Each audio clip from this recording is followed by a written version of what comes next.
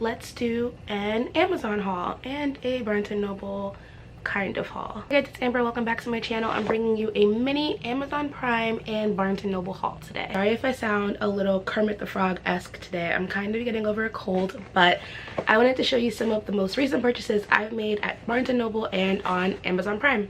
Boxes are open. Let's get into the haul. So the first product I want to show you guys from my Amazon Prime mini haul are the glasses that I'm actually wearing right now. So if you've been following the blog for a while, you probably know I am not a glasses wearer. I don't even wear readers. I've wanted glasses my whole life, but my vision has not been bad enough to where I even need reading glasses. I am on screens all day long, at work on my computer, on my phone during the day, back on my computer at home working on the blog and YouTube and freelance work. I decided to pick up these blue light reflecting glasses. So they're supposed to help you sleep better, improve your overall eye health. I get really bad tension headaches because I carry a lot of my stress in my neck area, which just radiates up into my head. So having these blue light glasses are supposed to help me kind of have less of those struggles every day. Separate video, I'm gonna kind of chronicle my first maybe 2 to 3 weeks using them and let you guys know if they were any good at all. I did get like a low cost budget pair on Amazon just to kind of feel it out, see if I would even consistently wear them enough to notice a difference. So these were about $12 or $13, and some of the pairs on Amazon went up to as high as like 50 or 100 bucks. So this first box has 2 books that I've had my eye on for a while. I've kind of been on a nonfiction book binge. I've been listening to a lot of nonfiction audiobooks, so I decided to kind of pick up some physical books that I can dig into in the next couple of weeks. I picked up You Do You by Sarah Knight.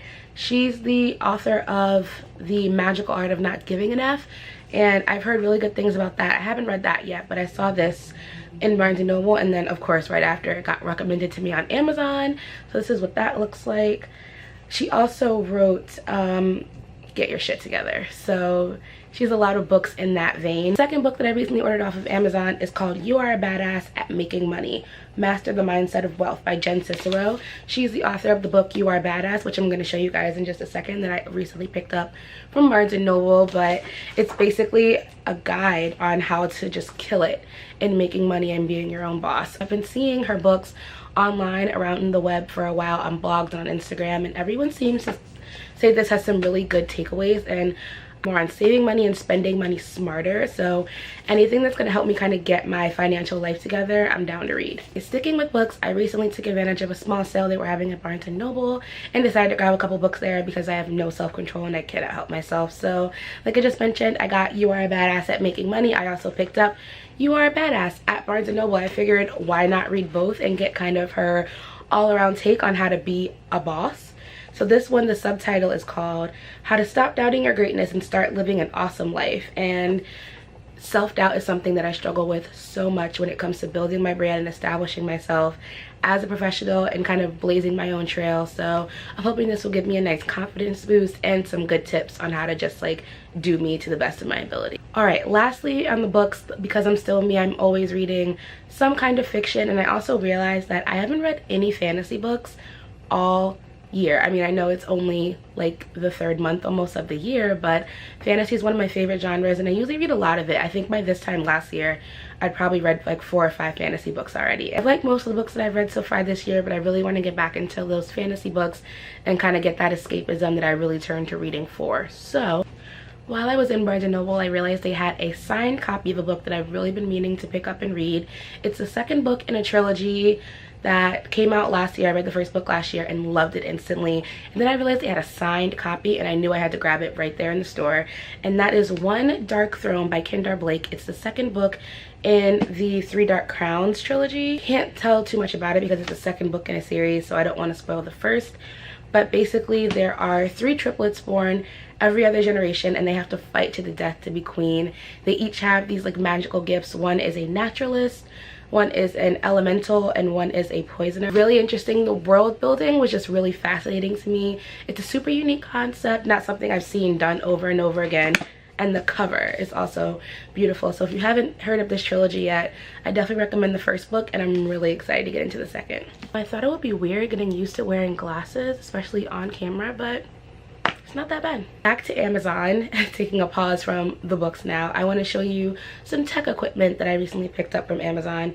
So I recently picked up an external hard drive through Amazon. This one is by Seagate. It is a 1 TB hard drive. It's super small and so lightweight, which I love because I'm usually working out of coffee shops or I'm on the go a lot. So being able to just throw this into the same bag as all of my chargers and know that I can edit a video on the go if I need to, or transfer images over if I need to, it's so handy. It hasn't failed me once yet, and I've been using this for about 3 weeks now, and I have nothing but good things to say. It's super easy to use. I did have to reformat it because I use a Mac and it was formatted for PC, but that took all of 2 minutes and it was super easy to get through online. They kind of guide you through the whole process. On to the next box. I always put so much stuff in these boxes. I'm so excited for this box. Okay, so a little while ago I mentioned that I thought I was going to try to get into bullet journaling, and I decided to take the plunge and start fresh next month. So if you'd like me to do kind of like plan with me or see how I'm organizing and setting up my bullet journal, leave a comment down below and like this video, and I can definitely make that video for you guys. So I won't be using my bullet journal as like a daily planner or a monthly planner. I want to use it to track certain things like my habits, my spending, my reading, the content I'm making, things like that. More of like memory keeping and progress tracking than daily planning or organization. I already have pretty good systems for that stuff. First thing I picked up was this pack of stencils, which is really cool. There are letters, numbers, page flags, things you can use to kind of decorate and add some pizzazz to the page.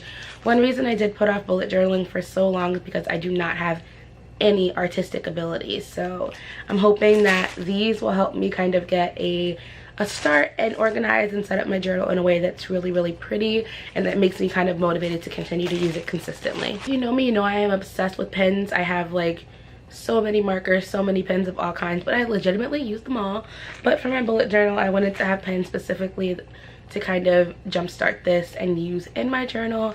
I'm sure I have other pens that will also be used in the journal and will work just fine, but I couldn't help myself, and these were super cheap on Amazon. So I got these Tombow twin tone pastel colored dual tip markers, and they have a thinner side and a thicker side that you can use to make one to do like your illustrations and others to do just regular list writing and things like that. So I love these colors. They have pretty pastels, they're pretty bright, and I knew I wouldn't want to go like super dark with most of my spreads coming up because it's almost springtime, so this seemed like a good pack to start with. Lastly, I bought a bullet journal.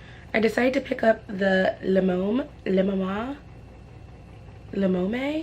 I'm not sure how to pronounce it, but it's L-E-M-O-M-E. This journal, the pages on the inside are dotted, which I really like.